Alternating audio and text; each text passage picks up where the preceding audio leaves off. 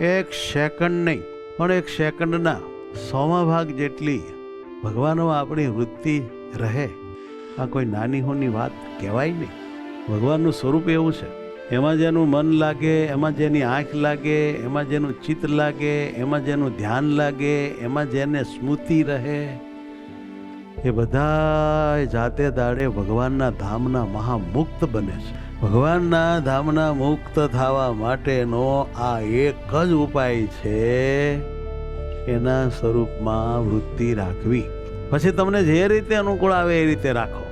જે રંગોત્સવ જોઈને રાખો, રાસોત્સવ જોઈને રાખો, હરિસ્મતીના વિડિયા જોઈને રાખો, આજ મારે આવરડે જોઈને રાખો, સ્વાભાવિક ચેષ્ટા જોઈને રાખો, તિલચીન ધ્યાનનો વિડીયો જોઈને રાખો, મસ્ત મેડિટેશનને જોઈને રાખો.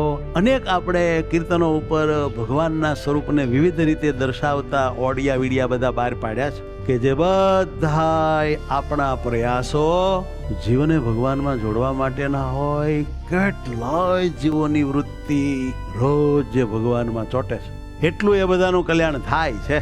આ બહુ મોટી ભગવાનને આપણા ઉપર કૃપા કરીને આપણને આપેલી સેવા છે, જે સેવા આપણે બધા જ ભક્તો મળીને કરીએ છીએ. ભગવાનનું ગમતું છે. ભગવાન આ બ્રહ્માંડમાં શું કામ આવ્યા હતા?